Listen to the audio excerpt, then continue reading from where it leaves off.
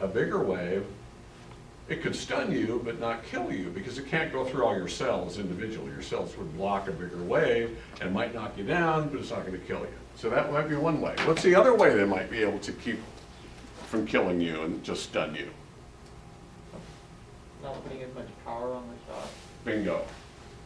Yeah, less power, right? Is the Bluetooth wave likely to cause problems anywhere? No. No, there's no power to it. So it really can't do much, but it serves a great function, right? And in fact, the fact is that the fact that it's low power is great because her Bluetooth isn't going to be then messing with mine, because see, they're on slightly different frequencies. They're all allocated within a space, but they have slightly different frequencies, and that's why your Bluetooth will lock on. On my phone, I've got about 9 things that are Bluetooth connections, right? My car is one of them. I've got a couple of different pairs of headphones. I've got, different things that will lock on to Bluetooth. And you probably do too, right? Well, each one of those is going to grab an available frequency within that audio, or within that spectrum, to be able to lock on and shake hands. That's why they take a minute to do that. They're looking for a frequency that's available so they can shake hands and hook up, and then it'll go connected, or whatever the little voice in the headphone says. So it's really pretty remarkable that all this kind of stuff can happen. Now, let me ask you a question. I'm going to diverge just a minute. Do you think that the FCC is the reason that we have all these remarkable things? Or do you think that private enterprise and companies are the reason we have all those things? Private enterprise. Couldn't it be both? Okay. Why would you say that? Because whenever you're in a capitalistic society, you need competition, and to be better than your competition, you need to innovate. So you're saying that competition breeds innovation? Is that, don't want to put words in your mouth, but is that kind of where you're going? Exactly. Is he right? Yeah. Who thinks he's right? Who thinks he just made it up and he's full of it? No? So you guys think that competition drives innovation? Okay, good. Because you're right, it does. And not only that, I'm just gonna throw it in there, is media is driven by money. And that's a whole nother topic. But you're absolutely right. Money, or the drive for profit, makes the world go round. Doesn't matter who you are. Doesn't matter if you're in a capitalistic society, if you're in a socialistic society, if you're in a monarchical or oligarchy type society, or if you're in a communist society. It's still profit motive that drives the bus. Even in communism, which ostensibly is everybody pools all the resources and we all share it equally, in theory. That's never happened and it never will. It's a pipe dream. And I know I'm getting off a little bit here, but this is important. Because government interference has its place. I'm a very personal responsibility, free enterprise, limited government person, just so you know where I'm coming from. Didn't used to be when I was younger, but I am now. And so it's only fair that you understand that that's my point of view. You can challenge it, and I could be wrong in some areas, but I will tell you this. Communism, or we're going through a period in America right now where socialism is the cool thing to be. A majority of millennial and Gen Y people believe socialism is better than capitalism. It's the first time that's ever happened in America. That's the majority. Well, what they've done when they probed, they found out that there's a misunderstanding as to what socialism really, really means. Socialism is essentially quasi-government owned and run industries that people don't own, but they receive benefit from. But the government owns most businesses, most industries, and most of the property in a given country. And people use it or are allocated those, but who's the arbiter of who gets what? The government decides, not people. America, remember I mentioned American exceptionalism last time? I don't know if you remember that, but here's why I mentioned it. Because America is the exception to that rule. Doesn't mean it's necessarily better, it means it's different.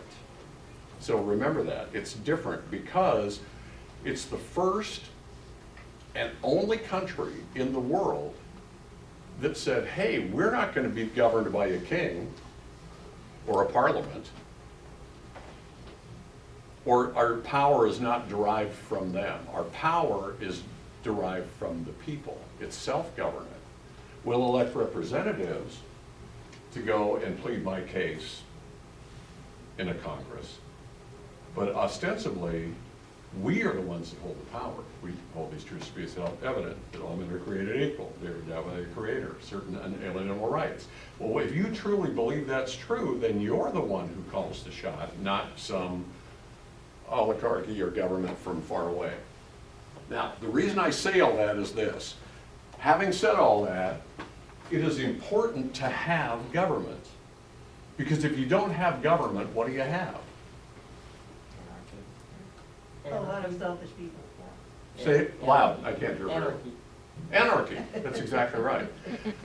Anarchy is not good. There is nothing good about anarchy, nothing.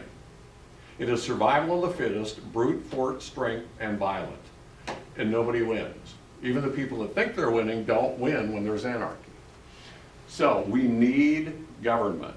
Government serves a very, very important function because it provides order. And we saw the order that it provides. I mean, if you go back here, wow, look at this.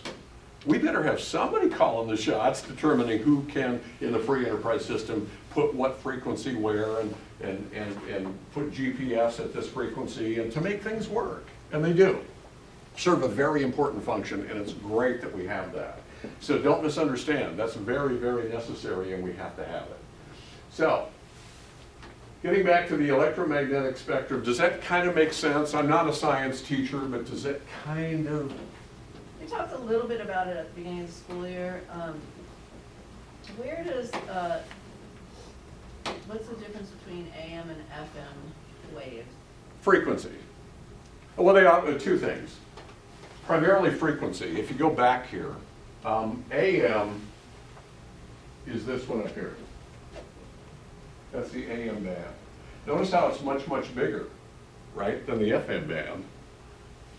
Do you know why? Because it's at a much, much lower frequency, so it takes more room for that wave to have a place to operate. Which means the waves are big or small, you guys?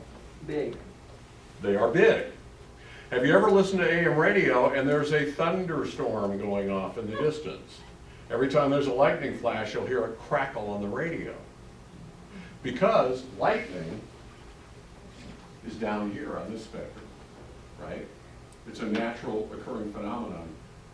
FM, which is here, you don't hear any crackling of lightning because the frequency is way too high for anything within that lightning to hit your transmitter because it's focused in on much, much, much smaller, tighter waves. Make sense? So see, everything affects everything else in life. We have all these waves and stuff. Right now there are gamma rays that are hitting us. Very, very, very, very small and very slight. But there's almost the entire electromagnetic spectrum is bombarding us all the time. Other things that the FCC does, sorry, we're getting away from ourselves here. Go back. They assign the frequencies, like on that spectrum, and the amount of power you can operate at. Some stations are more powerful than others, and they cover a bigger region than other ones do. Some are real little bitty, and they only serve maybe a neighborhood or two.